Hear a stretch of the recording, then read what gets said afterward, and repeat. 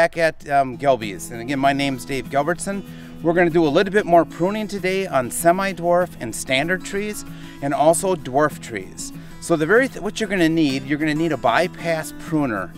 This bypass pruner is a very handy tool as you're going to be taking care of your trees for the next few years. The other thing that you're going to need is a bleach solution. Now, we generally take a 1/4 cup of bleach and a gallon of water, and we make this bleach solution. And the reason we do that is because fire blight can be spread from tree to tree to tree. Fire blight is actually a bacterial infection that the tree can get, and it can kill the whole tree. So it's really important that when you finish pruning the tree, that you drench your bypass pruner into the bleach solution.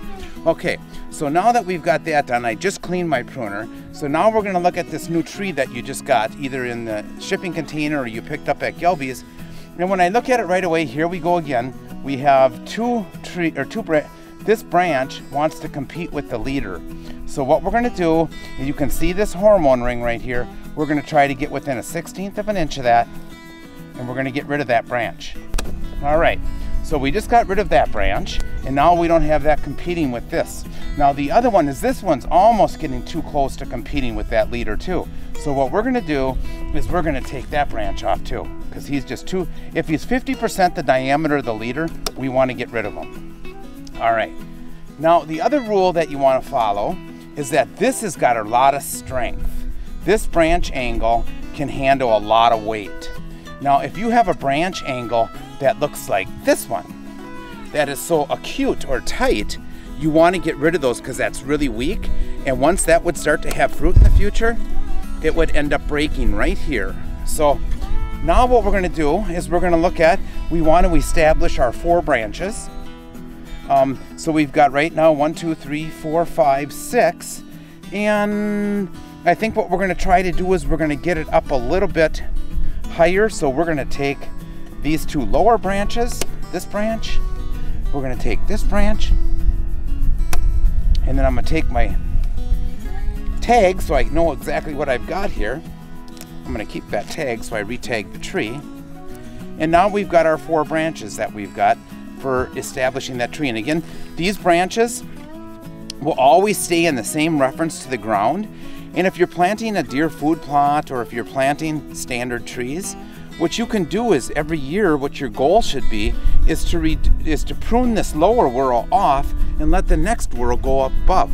So our objective this year is to develop another whorl up above of this, and maybe in 2 years that whorl will be large enough where we'll get rid of this whorl, and we continue to do that till we get it up high enough so that we don't have to worry about the deer getting to it.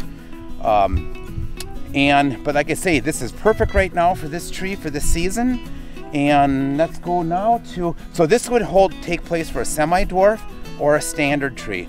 Now, many of you have also purchased dwarfing trees. And there are different types of dwarfing trees that this is really called a whip. And a whip is something where it just hasn't developed its feathers or branches yet. And in many cases, if you want to encourage this to develop branches lower on the tree, what you'll do is, this is 2 feet, a 2-foot tree guard. So we'll go up about a foot, and right around here, we're gonna do a cut right here. But before I do that, I wanna get it in my bleach solution. So now I just bleached my pruner. And now what I'm gonna do is I'm gonna cut this right here. This is a heading cut. Now that I've done this heading cut, the tree is gonna wake up and it's gonna say, oh my goodness, I've lost my apical bud that's above this. And what it's going to do is, this 18 inches below there, it's going to start pushing new bud structure out. And so as we watch this through the summer now, it's going to develop all these new branches that we're going to have right here. So that's what you would do with a whip. Now, this happens to be another dwarf tree, and it has some what they call feathers or branches on it.